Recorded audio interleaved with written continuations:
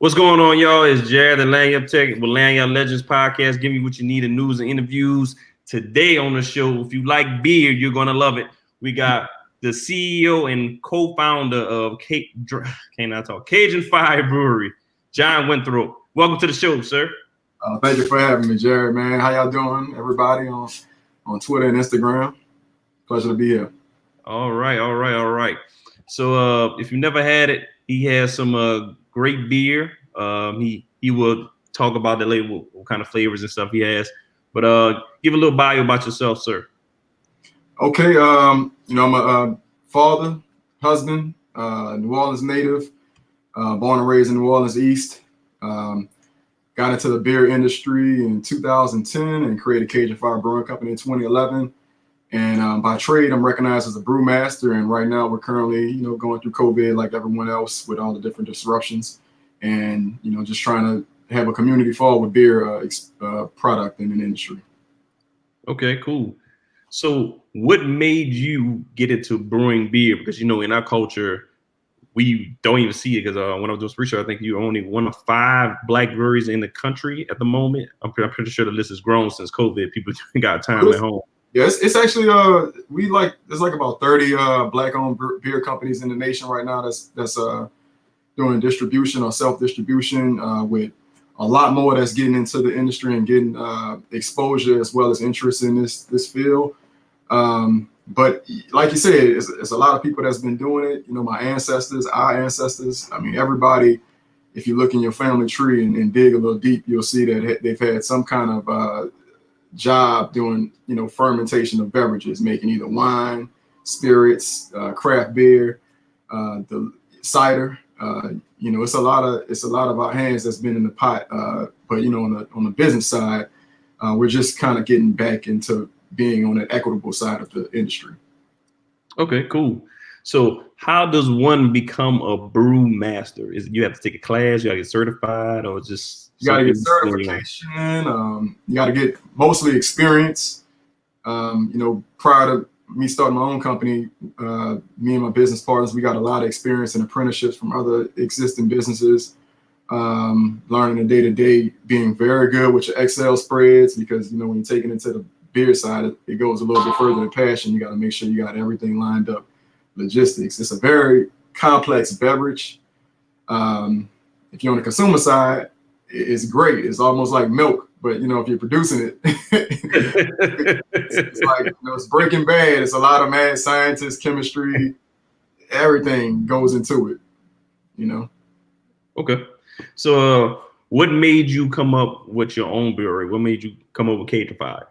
So, just like the landscape was a lot different. I mean, I'm 32, just so you can date me. Mm-hmm. When I got into the industry about 10 years ago, a little bit over a decade, the landscape was completely different, particularly like Louisiana. New Orleans was the hub for most manufacturing breweries. That commercial base was devastated by Hurricane Katrina.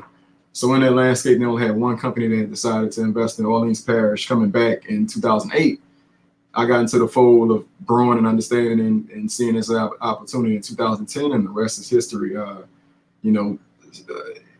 Louisiana used to be the brewing capital of the South prior to Prohibition, and then after Prohibition, you saw like a city that had like 60 breweries at one time, all landscaped along the Mississippi, go to just having like maybe 5. And, as we get into the 60s with more commercial manufacturing bases open, you see your Falstaffs, you see your Dixie Beers, and some of your Jack's breweries come in the fold. And then, things kind of change and drinking habits changed. Late 90s, you see some of those identities that New Orleans used to be known for as a brewing capital die out. And we're kind of just getting back in the fold where you're seeing a lot of breweries in the local area open up. You're seeing a lot more people get exposed to it, just how different in taste profile it can be. We're a culinary city, so you're seeing how people are using it to make cakes and different kind of batters and seasonings and marinades. So, I mean, I think we're just at the tip of, if you're in a beer connoisseur lane, you just kind of getting the tip of exposure of where we're going to go with this industry. Okay. So what are your beverages, your flagship beverages? So we have a honey ale we make. It's an amber style beer. I got a can right here, and I know it's noon So I'm gonna do a little, Hold up. do a little sampling of just for you know, as a case study. Right. But it's an amber style beer. Why we chose to go with this as a flagship, it is a Munich style. So you know a little bit about New Orleans history and our taste palette and affinity for amber beers. We once had like 10% of the entire German population right here in the city limits. So with that, you know, they migrated a lot of different of their traditions. One of it was making Munich style beers. So those beers and that taste profile really proliferated in New Orleans, and even down to like, you know, just the climate, the humidity with a pale like this, it hits right. It's not too overwhelming. This itself is a 5%. So it's not going to take you out, but it is going to, you know, it's going to relax you. It's going to be very, very refreshing. Why it works good in our market is because of the food profile that we have. You know, we love the onion, bell pepper, and celery, like the holy trinity. Mm-hmm. This product, specifically with blackened foods, it doesn't take away from that spice sensation. It actually enhances it. Even like the carbonation level, when you break down the science of it, all those little bubbles, they scrub your tongue, and that's how you get that flavor sensation when you drink like a craft beer with your food. This is an exception to that. It definitely works good. It's smooth. We also have a stout that's kind of similar to like a Guinness. It's called our Big Chief Cream Stout. The Big Chief, yeah, that's the one I got. Yeah, that's good. So it's you know, I always compare it to a Guinness because that's probably the most, well, it is the most popular version of a stout, and it's normally like a customer's first introduction to that world of dark beer. And you know, this product is great because there's the psychology behind it. A lot of people assume just because it's a dark product, it might be very strong, but it really has the same kind of ABV as a light beer. It's just about, you know, what you put into it, how malty you might make it. This product is very smooth, as we add a vanilla base to it. So you get that kind of creaminess versus a earthy kind of tone with the beer. And I'll pour it so you can see the finish and the color on it. The aromas you get a little bit of coffee notes, you get some chocolate. And, you know, like all our other pairings, it goes great with New Orleans culinary foods. So this one in particular, you know, we consume a lot of French bread. Okay. So, like, you know, if you're eating bread, if you're eating kind of any kind of desserts, pralines, even croissants, it goes great with that. And as you can see, you get a nice creamy head. You can drink it at room temperature. It still has a very refreshing flavor to it, and the shelf life is great. So you can even send it off as a present, and you know, Father's Day.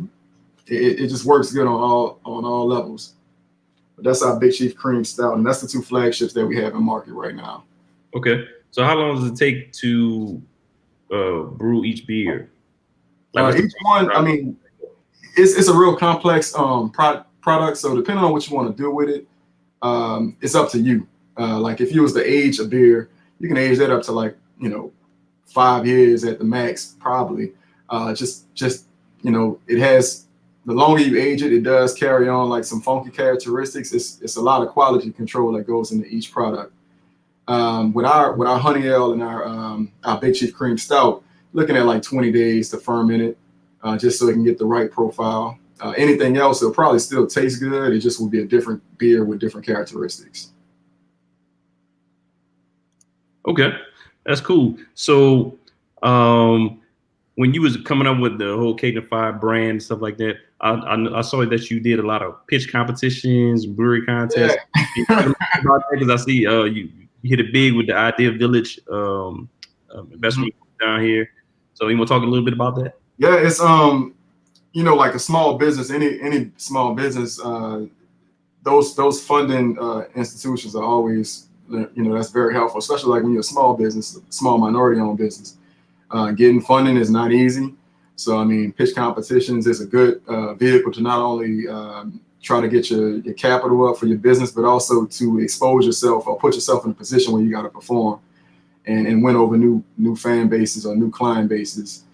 So we've done pretty well on that in the past, and that's a direct representation of just the support that we've had, and also the the partnerships that we've created over the past, like, you know, from consultants to family and friends for like support. All those things kind of come full circle to how you perform in those pitch competitions. Cause I ain't a professional speaker or nothing like that. And getting on that stage and selling yourself and being that transparent, man, it's real. Like, you know, all kind of nerves come out, but you got to perform, and it just shows. It allows you to kind of sharpen your sword, so to speak. Okay, cool. So when you were up there pitching for those competitions, or were there certain like guidelines that were you like a finalist, and that's how you were able to start doing the finalist pitch? Normally, there's like a filter. So you gotta, I mean, it depends on how big the pitch prize is. Normally, that determines how many filters you got to go through.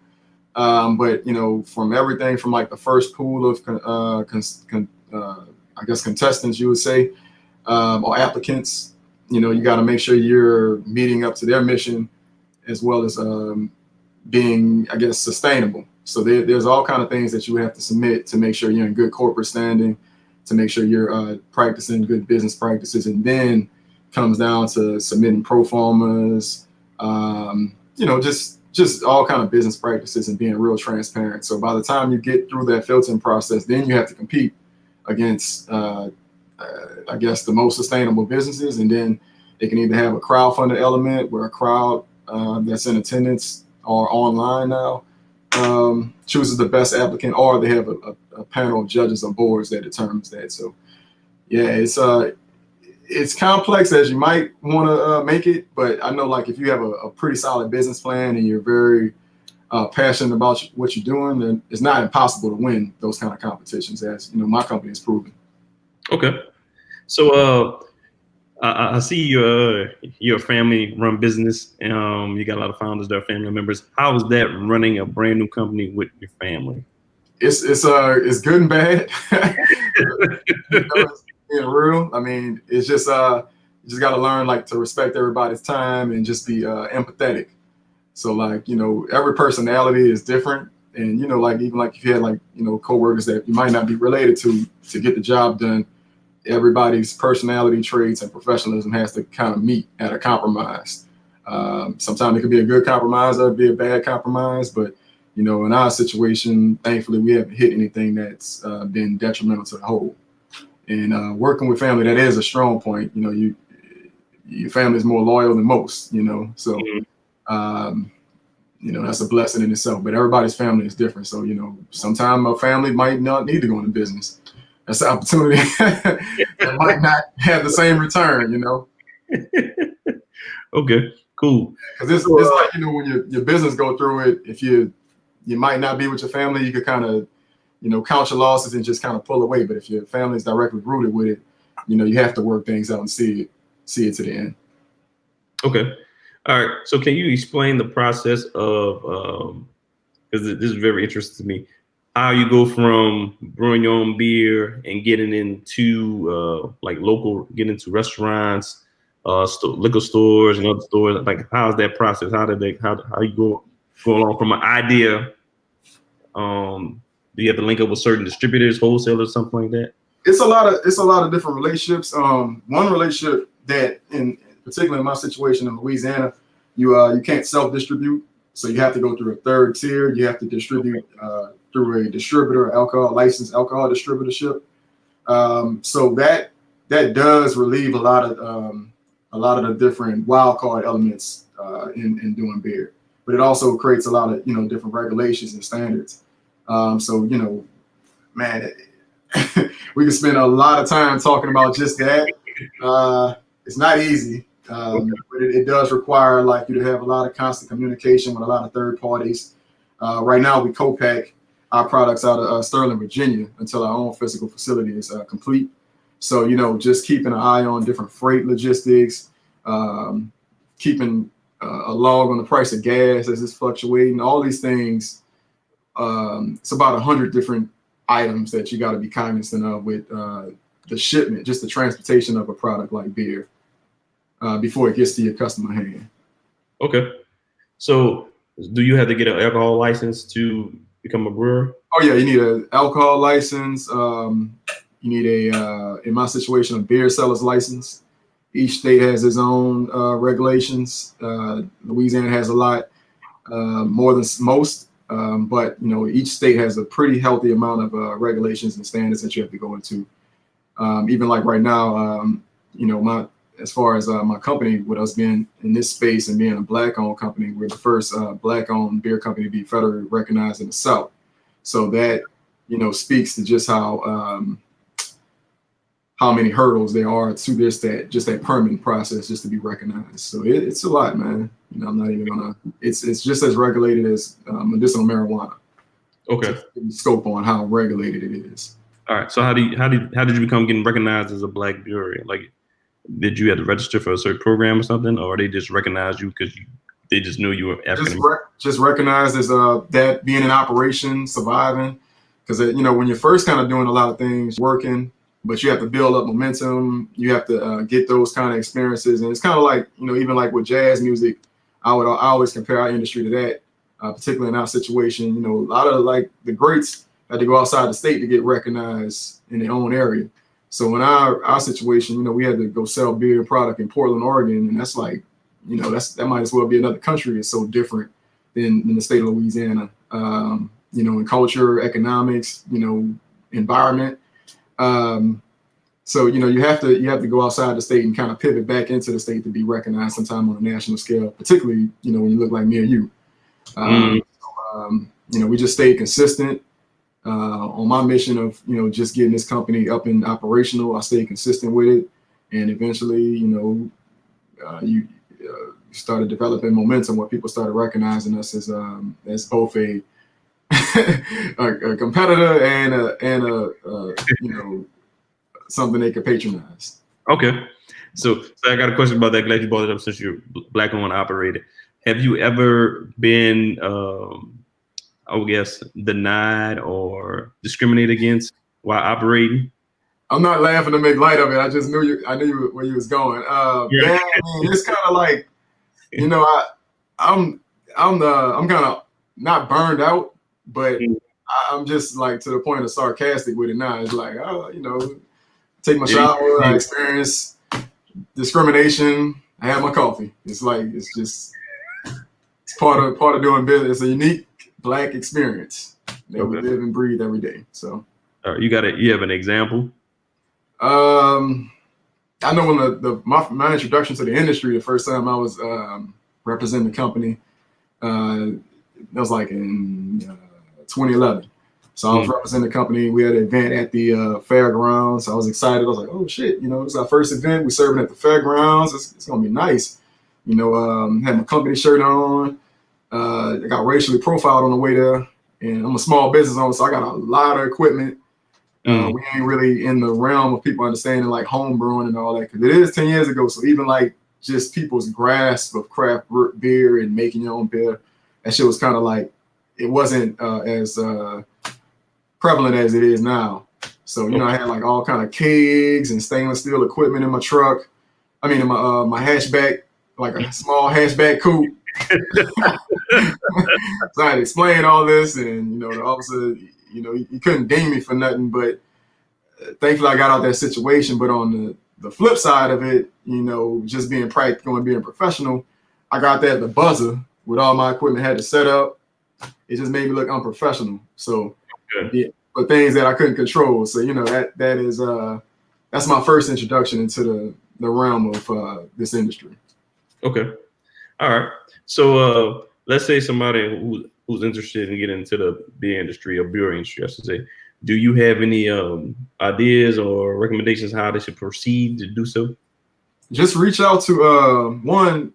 You got to be very familiar with your city laws, because that can dictate a lot. Particularly like with commercial property. If your investment or your thoughts are to get into this industry or any manufacturing industry that deals with alcohol, you want to have a good understanding of like what commercial permits and alcohol restrictions are in place, because that will be where you're going to spend the most money and time at just getting your book of business acclimated to everything that's required. Okay. The next thing would just be making sure you can identify financial sources or funds, because you will have like cost of goods associated with any venture, But with this one, it's very capital intensive. So you want to have like some source of financial assistance or institution in your book of business that you can reach out to and see, hey, am I eligible for this kind of money line, or can I show you like a pro forma that'll show you I can cover like the debt service for this. And that's a challenge in itself. We still always are in a situation where we're constantly searching for funding. But that's something to be cognizant of, because just a passion alone ain't necessarily going to get you in this industry where you can be sustainable and grow employment opportunities or anything equitable. You got to make sure you're in it for the long term, because it is such a capital intensive industry. Okay. And so I know you had to purchase a lot of equipment. What do you need to brew like the actual beer? Like, do you need a big space? You have to buy how much the equipment costs to even start?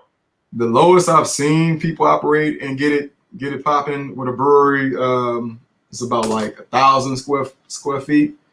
Now, mind you, they got different kind of states that you can operate in where you can self-distribute. So there's not like a one-size-fit-all kind of approach. In this state, I don't know how far you'll get specifically like in a COVID environment with 1,000 square feet of space to brew and just, sell it to somebody. It just, you'll probably be bankrupt in a year. Okay.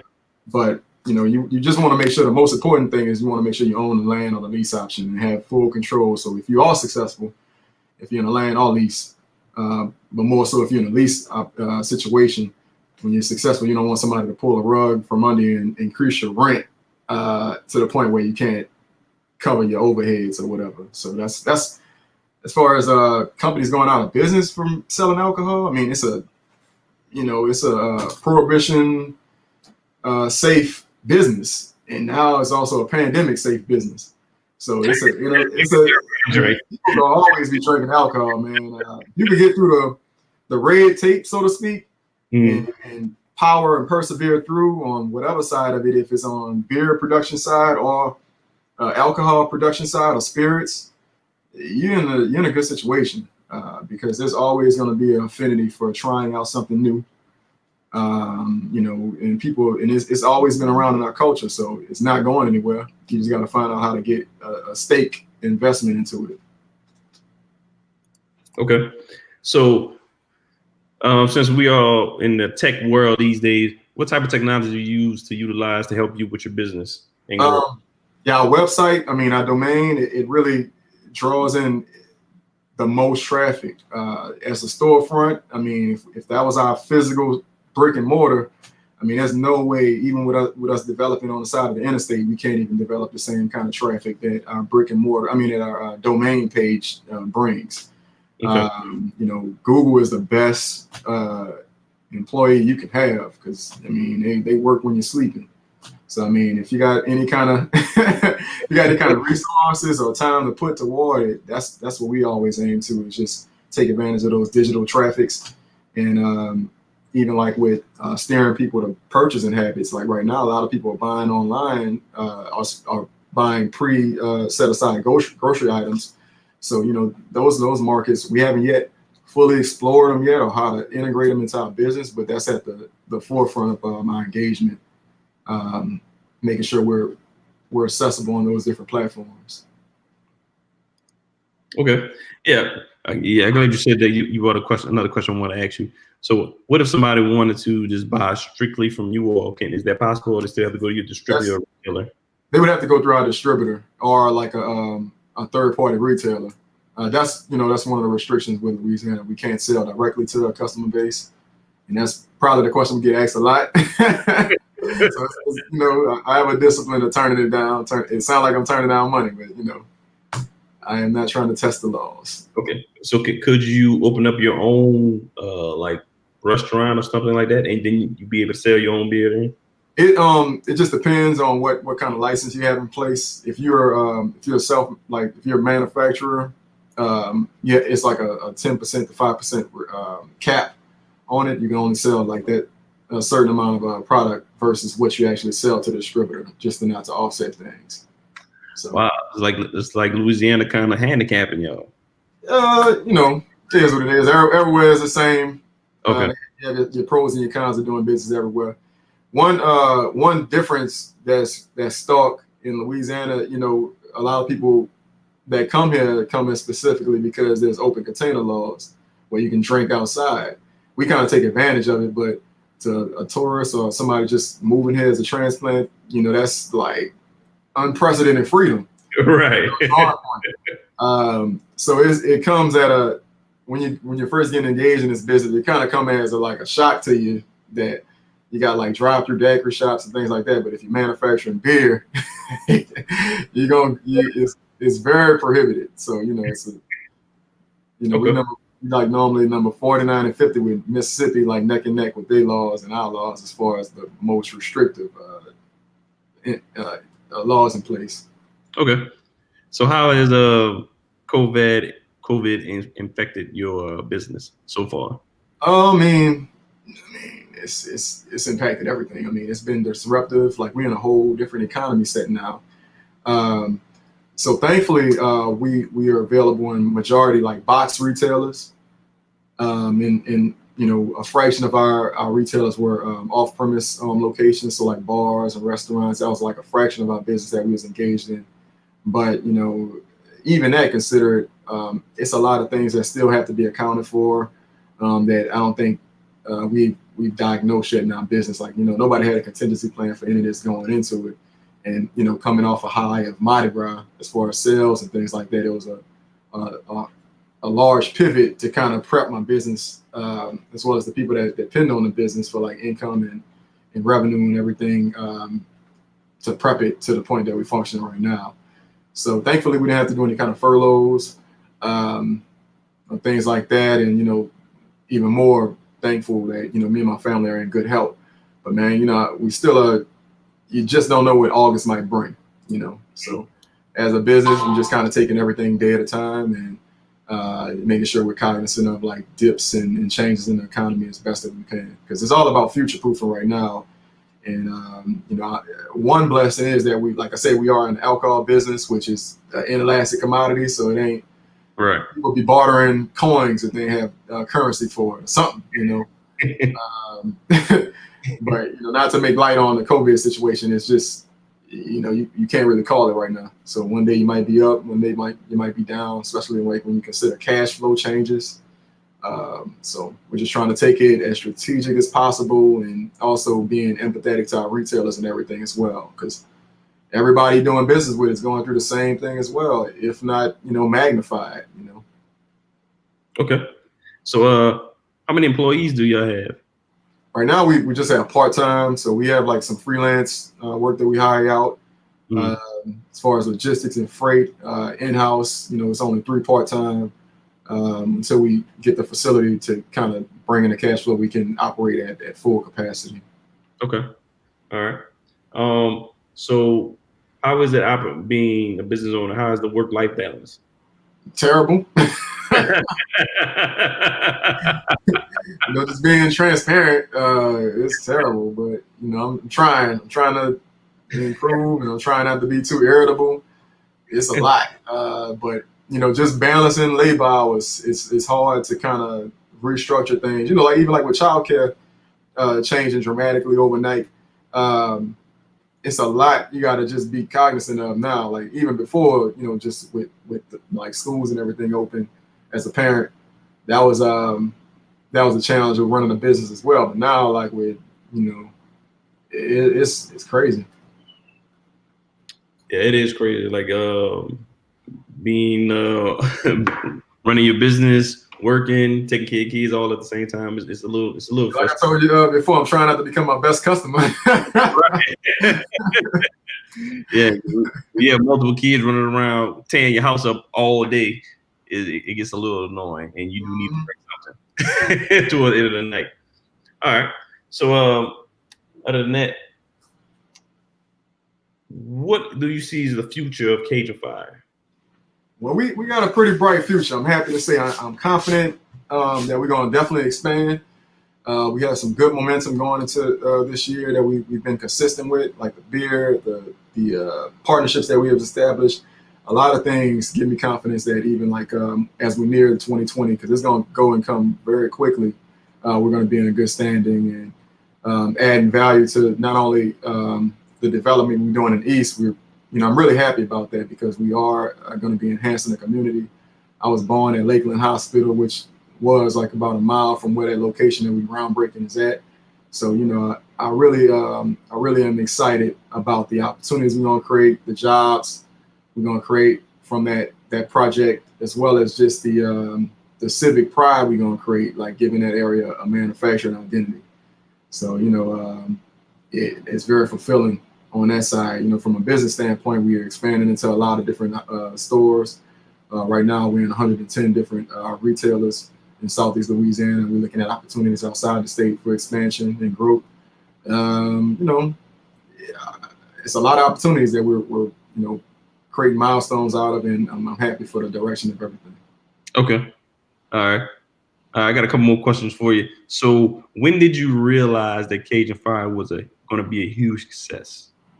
When I first, if I'm being real, when I first signed the LLC, man, like, because it was just too much of a void. It wasn't like, when we first came into getting our status and everything, we was like the 5th Black-owned beer company in the nation's history. And the only company I could look at that was still in operation for inspiration was Harlem Brewing, company started by Celeste Betty. So, I studied her from afar, and then we became mutual friends. And that's it's a lot to kind of take in, and I always try to remind myself, when I'm somebody that I value opinion that much, become your mutual friend, and you kind of tackling on the same issues at the same time, you realize that you just realize your professional growth. So I'm just happy with the direction that we take and the steps we made. And, from the first day that we got invested into this business, we got the same kind of conviction that our product is worth to stand the test of time. So we recognize that we did create a landmark institution, and that definitely aids us in keep going forward. So, when we first got started, man, we knew it was going to be something. We knew Black people needed to have an outlet to invest in their own products, but also just from exploring the different profiles involved with beer. There are not many companies that's deliberately trying to educate our community about the different profiles. Before, you had a lot of marketing that was aimed at just overconsumption, entertainment. But now people are kind of treating it with a little bit more professionalism and respect in how they're enjoying it, observing it, even selling it. So, pairings, they got all kind of like, I'm happy to say they got all kind of like Black companies that are looking at the advantages of marketing their products with beer, are doing kind of pairings. Specifically on the chef side, it's kind of finally getting that treatment that wine that we see with wines and even kombuchas are getting. So. Okay. I always like to ask business owners this question. What was your biggest mistake and how did you come back from it? My biggest mistake, I probably can't tell because I don't know, man. Give me one you can't tell. One mistake is probably not attention to it's probably involved with attention to detail. We've had like situations where we might have had spoilage just by lack of attention to detail, and just in general, like one time we was wrapping up some products, and something as simple as just wrapping a pallet correctly led to us losing like 50 to 100 cases of product. Oh, okay. So even if it's in a can, wrapping also plays a huge part of it as well. Everything, man, because it's in the transportation of it, and you really got to treat it like every nuance or spot. You got to check it all the time. So that's one thing with beer. You always got to be consistent. So even things that we do that's repetitious, if you turn the intensity down with it, you're gonna leave something to chance, and wherever there's opportunity, something popping off. Yeah, I'm just showing people how your website so they can take a look at it. Yeah, make sure y'all go check out drinkcajunfire.com. It's a very good beer. I love it. I like it. Support your own people, especially people from New Orleans, represent it. How can people reach out to you on social media? Just showing some love. any way you communicate with us, we'll do our best to get back with you and show you our appreciation. Specifically, if you're looking for our products, our webpage that Jared is on, drinkcajunfire.com/store locations. We have a pretty good GPS tracker that we try to keep updated as best as possible with the retailers that carry our products. And you know, we're normal human beings, we're normal people. So anytime you show us love and reach out to us, like I said, we'll do our best to reach back out to you. And even if you have any kind of questions about beer or what you want to do and kind of drink, get your feet wet, or particularly if you have fundraising opportunities, you know, let us know. We can see if we can find some kind of alignment and assist where we can, because we really are a community business, and we value those kind of interactions the most. So, okay, yeah, I'm glad you said this statement too. I forgot to ask you that. So, what type of organizations do y'all participate giving back in the community? Well, you know, I'm a member. Like each of us that's involved with the company are involved in the community in different nonprofits and for-profit organizations. I'm a member of the 100 Black Men of Metro New Orleans. That's my most prized organization I'm a member of. So we really focus on mentorship of youth. On the side of that, I'm an alumni from St. Augustine High School. So anything that's involved with this school, I try to be involved with that. I definitely appreciate the gifts and resources that it opened up to me. We've done things with Nochi through their culinary program.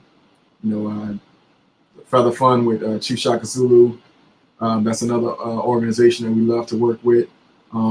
They actually, one of our products, the Big Chief Cream Stout, we did that's the company we do work with to help promote Indian culture and also to help assist in aiding them with maintaining that culture with the financial obligations that requires.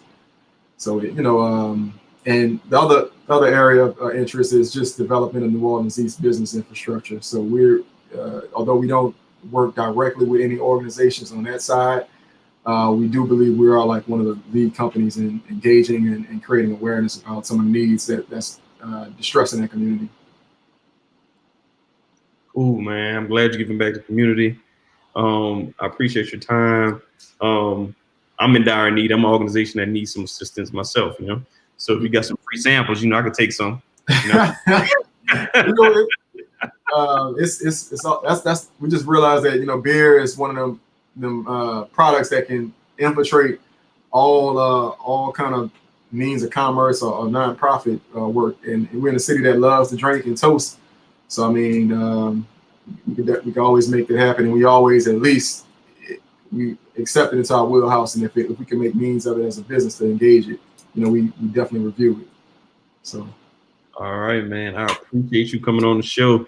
Probably gonna have to do, once you finish building up that big brewery in the East, I'm gonna have to come do an interview inside that. Yeah, we're gonna have to do it, man. I have to chop it up. So I'll let you know as soon as we have the groundbreaking going on, and you know, like we just me and my father, we tag teamed a lot, keeping it up to grade. It's about 10 acres of commercial land we developed. And we have site control of it. So, you know, it's only a matter of time before we develop that area. And like I said, the most important thing about the property is very visible. It's the first thing you see coming into the city of New Orleans, and it's the last thing you see leaving if you're leaving on the eastbound area. It's just a good representation of what we can do with manufacturing when we put our collective efforts involved into it. So, all right. Yep. Love to see Black businesses strive and do excellence. Yep. Cheers, man. Cheers, everybody. Survive. Right. It's happy hour somewhere in the world. Huh? I say it's happy hour somewhere in the world. Yeah, well, we all need a little toast right now, man. It's a wild summer, so you know. Right, exactly. Mm-hmm. All right, y'all. I want to thank you for coming on the show. Thank Mr. John Renthrope for coming on the show, CEO of Cajun Fire Brewery.